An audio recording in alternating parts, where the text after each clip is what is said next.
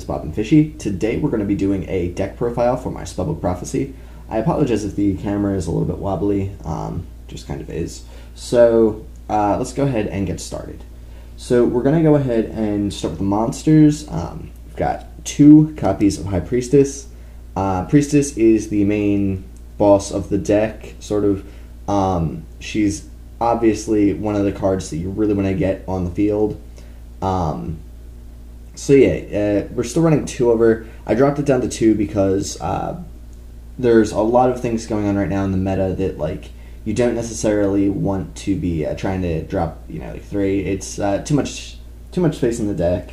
Plus, if you run 3, you got to run temperances and stuff. So we're running 2. 2's enough. Next up, 3 copies of Spellbook Magician of Prophecy. Magician is your Stratos in the deck. He's your searcher. He's able to search pretty much every card in the deck. So you definitely want to have 3 of him. I mean, if you're not, I think that's a riding thing. Just go play Raccoons or something if you're not running 3 of him. 1 copy of Temperance. 1 is enough for Temperance. We have ways to search her, or a way to search her, and it's pretty easy. So yeah, Temperance is good at 1. I don't think I'd do more. She's also really good because she puts a spellcaster in your graveyard for Tower and for Spellbook of Life. So, it's good. Next up, 3 copies of Kaiku, the Ghost Destroyer. Kaiku is amazing against the meta. Nekraz can't activate the graveyard effect of their mirrors. There's a lot of things that just don't get to play. And plus, when it does damage, you can banish some stuff, which is nice. You always want to have that option.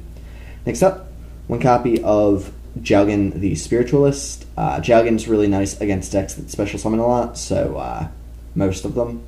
And has that nifty little discard effect, so you can discard like a Priestess if you need to, which is nice because Spellbook of Life and stuff. And then last for monsters is 2 Veilers. Veiler, I almost consider it like a trap card rather than a monster. I know a lot of people complain, it's like, oh man, you run way too many monsters. I'm running 12. But Veiler can be seen as a trap card that just also happens to be a spellcaster. So, yeah. It's also a tuner, so that's nice. Let's get those out of the way. Next up, we're going to go ahead and do the spells. Triple Spellbook of Secrets. It's just an amazing card. It, it searches about half your deck, and it puts itself in the graveyard for fate plays and stuff. So that's good. Next up, 2 copies of Crescent. Only running 2. I know everybody always says, if you're not running 3, don't even run it. Look, 2 Crescent is the way to go.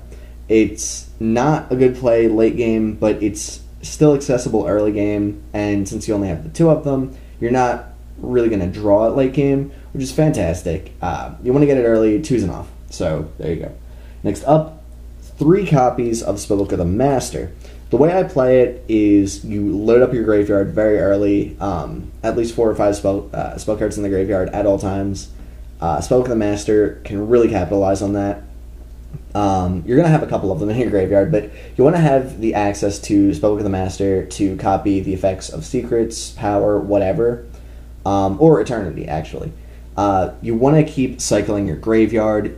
Just make sure that your graveyard is full. Master lets you do that more so than any other card in the deck. Next up, 1 copy of Spellbook Starhall. Starhall's really nifty because it lets your Kaiku overpower stuff.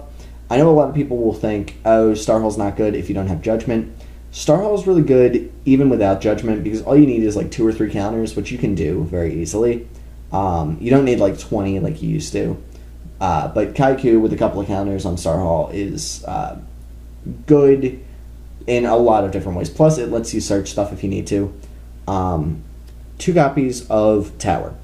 Tower is still, in my opinion, one of the best field spells in the game. Just gives you an extra draw, and if it gets destroyed, you can special summon something. I mean, it can miss timing, but it's still good. So, And if your opponent's running MST, they're going to have to use it on this, which means your Fates and stuff can kind of hang around, which is always nice. Speaking of Fate. Fate is still one of the best cards in the game, just in terms of being able to just flip it over and win, so I'm running it. Fate is something I try to activate at least once during each of my opponent's turns, usually. and yeah, it can be really disruptive just because it's that searchable card that is just absolutely brutal. Next up, two copies of Eternity. Eternity is still very vital for this deck, especially the way I do it with running Fate. Just so often you need to have Eternity to cycle your banished stuff back into your hand and back into your graveyard. I have had to banish this, so having the second one is really important. I know it can get a little cloggy if you draw both, because it's not super useful if you don't have anything banished, but it's still worth it in my opinion. Next up, two copies of Wisdom. Wisdom is actually very important. I'll explain it in a little bit, but there's a lot of decks there are a few decks that run a lot of background now, and there's just stuff that you need this for, so having two of it is really nice. One power. I think power is really good just in terms of, especially because this deck focuses so much on Kaiku. Having the Spellbook of Power is able, it really does let you just kind of overpower stuff with Kaiku. And you don't need to special summon Kaiku, so having something that you can just summon, power, and then just get all your plays started, it's really nice. And last Spellbook, one copy of Spellbook of Life. Very good card, just generally. I run 12 monsters, sort of.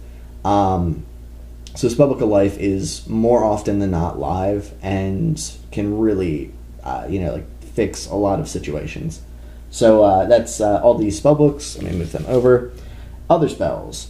Haraigeki, very good card. Just being able to eliminate all of your opponent's field is really good. And then Book of Moon, because being able to flip Blue Boy face down is nice. It also outs the Jinlock. Both of these do. So that's nice. 2 MST. I know a lot of people are dropping MST from the main deck, but this is actually really good in the deck that I'm using, because you can put a couple of counters on Star Hall and then MST it if you need to. And yeah, it does lose you a bit of advantage, but it can search any spellcaster you want after a couple of turns.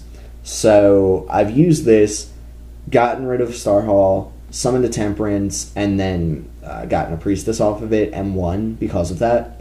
Also, there are a lot of things that Fiendish Chains and stuff, that's still a very popular card, and it's a pain to get your Blue Boy Fiendished. Another thing is Vanities is still, pretty much every deck plays it at 1. So if they draw it and you try to Temperance and they flip over Vanities, it can be annoying. So just having this to out it is nice. Also Skill Drain. Skill Drain's a pain in the butt. And I know there's only one of it per deck, but still, it's such a pain. It's worth having a couple of MSTs to take care of it. And last but not least, Mesh Change 2. Mesh Change 2 is, or second or whatever, it's 2. Anyway, Mesh Change is really good with this deck because you have a searchable water type, which means you have plays for Messero Acid. Also, you've got Kaiku for Dark Law. So, 2 of the better Mesteros, probably the best ones in my opinion, are very easily accessible with this deck, so that's really nice. So that's all the non-spellbook spell cards. By the way, the reason I feel comfortable playing 5 of these is because I'm only running the 2 Crescent rather than 3, which means that they are live more often than not. For traps, we've got 1 Vanities. Vanities is really good. Just generally, they go to special summon something, you just flip it, and there you go, you summon back a turn. Speaking of setting them back a turn, lose 1 turn, running 2 of it. It's funny, because with lose 1 turn, there, yeah, sweet. With lose 1 turn, it's so good because it doesn't destroy itself and all that. Plus, the effect negation thing is dodgeable if you Wisdom. Say I summon a Priestess off of Temperance, and it would ordinarily get its effect negated and turned to defense mode. You can Wisdom and just protect it, and you've got Priestess, and it's ready to go. But they get set back a turn every time they summon anything. That said, I'm not taking anything away from Vanities. It's still a fantastic card. So, both of these are all really good. I used to run triple Vanities. I think lose 1 turn is actually better for this deck, but I still like having the 1 Vanities. Just it's a good card to fall back on. And then 2 copies of Mirror Force. There we go. 2 copies of Mirror Force. Mirror Force is still a really good card, and the ability to summon Dark Law and have Mirror Force is really nasty. So, yeah. Doesn't target destroys, but you know, it's just a good card. I know a lot of people are playing around it nowadays, but it's still something that you can flip over against a bad player and just win.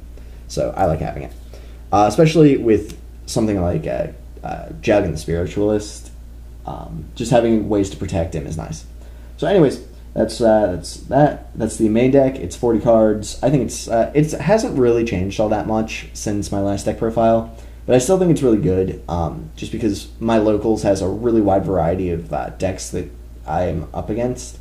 I know a lot of people have been, or at the very least, Dryden, and a lot of the people that are subscribed to him, and you know, a lot of just generic spellcaster, or you know, anything that runs spellcasters, runs Secret Villages of spellcasters or whatever it's called. It's good, but the decks that I run into on day-to-day basis don't necessarily rely on spell cards. So having, let's just put something here. There you go, something to look at. They don't necessarily rely on their spell cards as much as like Necros do. So I like having just the ability to put Tower on board and just get extra cards.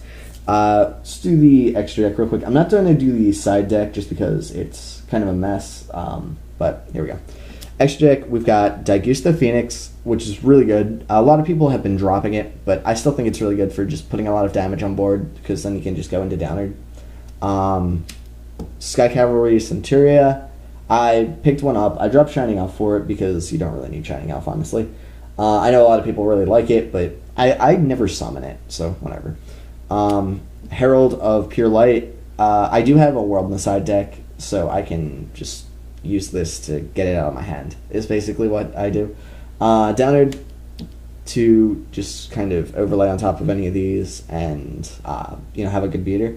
So that's nice. It's also a spellcaster, so that's cool. Rank 4 is 101. Castel. And Ragnazero. I dropped the, Alchemic Magician. I hadn't really summoned it in a while. The reason I'm running both of these is because they're what I have. Exciton isn't really viable in this deck because you put all of your resources in the field. So just having some monster removal is nice. And Ragnazero is really good right now, so that's cool. Since I'm running 2 Priestess, I have the 2 rank 7s, Big Eye Dracosac. I dropped the Hierophant of Prophecy because I hadn't summoned it in like a year and a half. So, not really that big a deal. Plus, there are enough ways to get rid of back row, like these guys. Masked Hero Acid, he gets rid of all the back row. And then we've got Darklaw, because he's cool. Darklaw really does crap on the meta, and Acid's really nifty too. So basically both of these cards are really good, and I like running both of them. Next up, we got a couple of Synchros. It's a little bit different than my usual Synchro lineup, but we've got, Cataster, who I think is really good, just generally. I like Cataster. And then this one was a recommendation from Ryden, from Ryden and Dark Games. I will link his channel, because I like his channel. This is Ancient Pixie Dragon. I only have one, but basically, if you activate a field spell, you get to draw a card, which is always nice. And since your field spell is searchable, you can use that effect pretty consistently. And if you have a field spell, you can pop a monster. He's a level 7 Syncro, so very easy to just pop stuff. And he's pretty nifty, so cool. And then Stardust Spark, because I think Stardust Spark is swell, especially when you can pair him with something like Lose on Turn or a Vanities. He can be really difficult to take out. And then 1 copy of Crimson Blader, because Crimson Blader is cool, especially against like shit-alls and stuff. So yeah, there's other things. Basically, Crimson Blader is really good. That's all I've got to say. Anyway, that's the deck. Oh, by the way, some people were complaining. They said, like, oh, your sleeves are ugly. Dude, these things are freaking cool. I think they're cool. Whatever. Anyway, cool. Hope you enjoyed. Pure Jank.